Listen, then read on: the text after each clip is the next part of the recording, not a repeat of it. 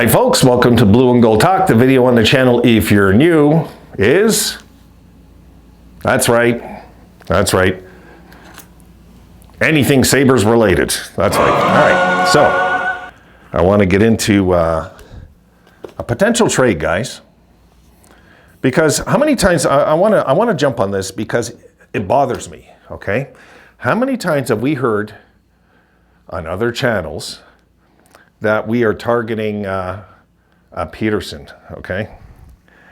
Now, would you guys really be good with that guy being the highest paid Buffalo Sabre in our entire history? Because if I'm right, he makes a tad more than Dahlin, right? I mean, would you guys really be okay with this? I think Canuck, the 11.6, right? God, that's a lot. That is a lot, folks. Pettersson's numbers last year, I'll give it to you brief, but he's 6'2", 176. You know, I'm surprised he's not injured. And what's his numbers last year?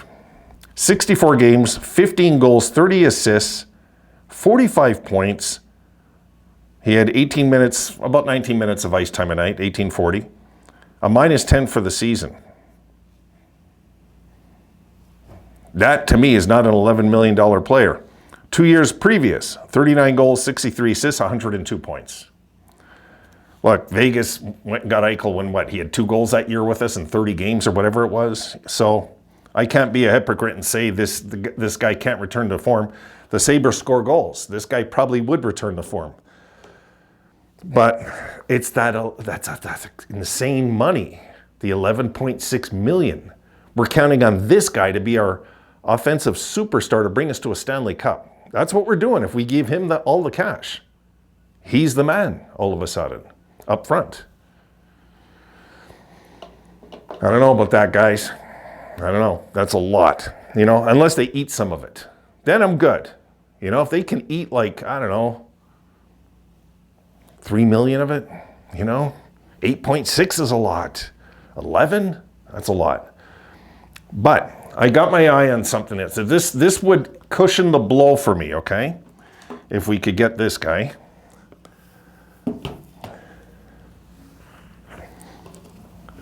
This summer. All right, here it comes. Yes, Dakota Joshua. You guys know I've had my eye on this guy for a while. He's 29. I thought he was 26 for some reason. He's 29. And if you look at his career numbers, look, he hasn't played many games though, right? He's played AHL and ECHL, you know, but he's played, you know, the last 3 seasons. He's an NHLer, regular. And there you go. 79 games, 63 games, 57 games. And you see, you know, 23 points, 32 points, 14 points, -16, a +19 in Vancouver's good year, and a slide back to -13 last year. So now let's take a look. I'll keep this up. We'll do it all at the same time. Let's look at his regular season stats this way. Okay, take a look, guys. Let's go over to the right. You know what I'm looking at. Look over on the right.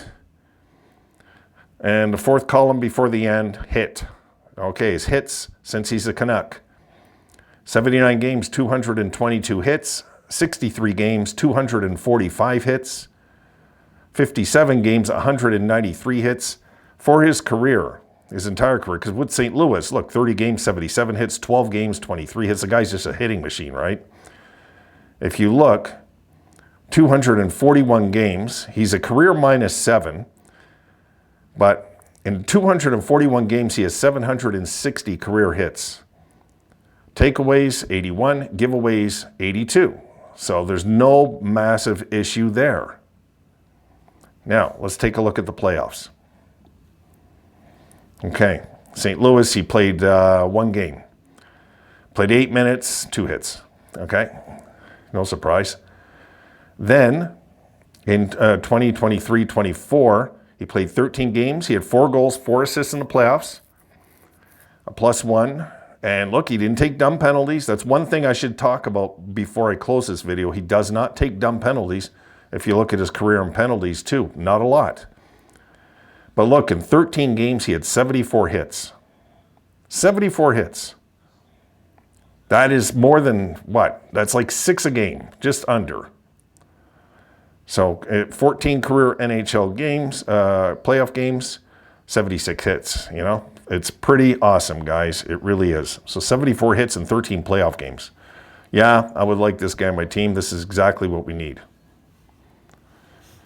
And before I drop it, 6'3", 206 pounds. He's not a giant. He's big, but he's not he's not like a Chara, you know? He's not like that. 29, just turned 29. So we're getting this guy, if you want to call it, you know, in his solid years, which is like 28 to 32. Those are, like, for me, the most solid an NHL player will ever be is in that era of his career. And this will be a perfect fit, guys. A perfect fit for what we need in the bottom 6. This guy's a centerman too, let's not forget, okay? But if I'm right, they also had him playing, let me just check that. If I'm right, they had him playing wing, right? Yeah. He's been, well, that was in the playoffs though. So let me check. Let me check the regular season. I could be wrong.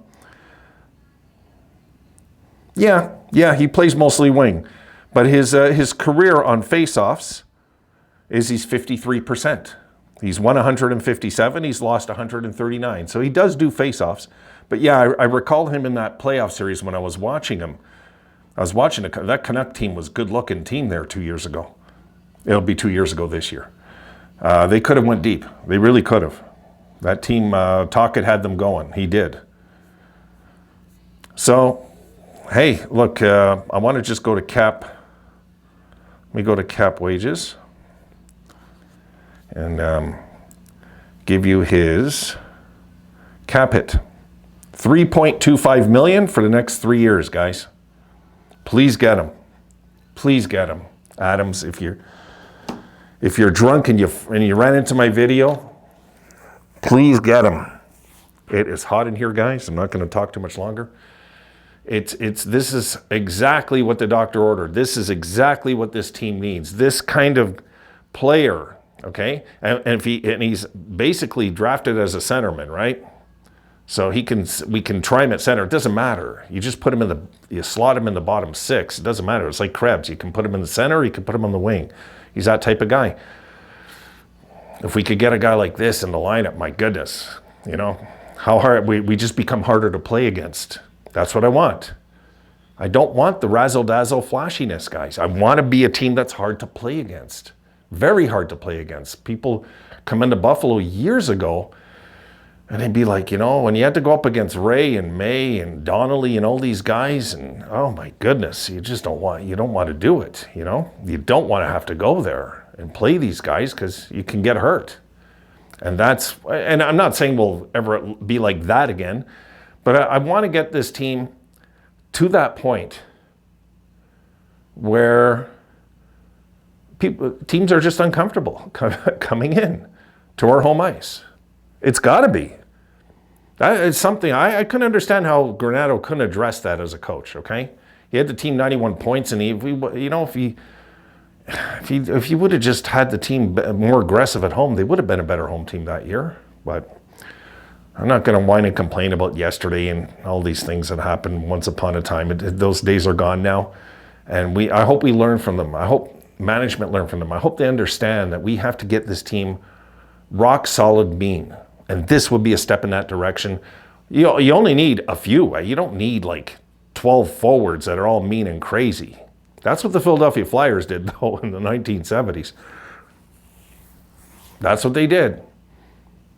Every one of them was mean, it seemed. Really. That Broad Street Bully team, for you kids that didn't get to see that team, my God. What they just did was beat up teams to win the Stanley Cup, basically. And the movie Slapshot, you can tell, was based on the Broad Street Bullies, right? You could tell. The mean team. No, remember, they were like orange and black, and like you just knew that what they were doing. And the guy had like the same hair, the crazy hair that Clark had. You know, that was one hell of a team with great leadership. And the only reason the Sabres lost to them, I'll tell you right now, wasn't lack of being tough. The Sabres had guys, man. They had the Schoenfeld and King Konkorab. I mean, we had some meat on our team. Not as crazy as them, but we still had enough. We could stand up for ourselves. And the Sabres really were more flashy than them because of the French connection. But Bernie Perrin was just so unbeatable, folks, that we couldn't win the Stanley Cup. We just couldn't win it because of that goalie, really. So I'll leave it there. That's my thoughts on this. This is who I'm targeting. This is really who I'm targeting. If we have to make that trade, and I got to suck it up and say, all right, welcome Elias Pettersson, we better get this guy with it in the deal and ship out something over there. Or just ship one of our high-end prospects and get this guy. God, how can it be so hard to pick up the phone for Adams and say, we'll give you, I don't know, Oslin. I mean, you can just throw a name out there, guys. Rosen. You can throw one of these names at them, and I'm sure they'd say, oh, this is a first-round pick, and they'd probably take it. To get a guy like this, oh my goodness, this would have, you guys seen how much impact just one vet had on our team last year. Imagine getting a guy like this in the bottom six too. So, those vets last year, you could feel their impacts in certain games. You could. This is why I don't give up, because things can change all of a sudden with a hockey team. And I'm hoping that the Sabres took notes with what the Florida Panthers did this year, going out and just replacing certain guys, getting Jones on defense, who's been nothing but criticized by all of us on the internet for years now, and look what he did. He was awesome in the playoffs. Awesome. Yeah, I mean, look at last year. I mean, Greenway, we got criticized for. He's worked out okay. Zucker was a blessing last year, And Ryan McLeod. The Oiler fans were laughing. We took him. They weren't laughing in the finals when they needed some more speed, were they? And they didn't have him. All right, guys. Finito. I'll see you guys soon. Have a good night, and I'm going to just leave it there. I would have let you say hi to Rosie, but she's in the other room chilling out, relaxing, so she's watching movies. She watches movies with me. One time I'll do a video, guys. You'll see she just lies there and we watch movies. It's really cute. She's a real cute dog. So guys, God bless you. See you soon.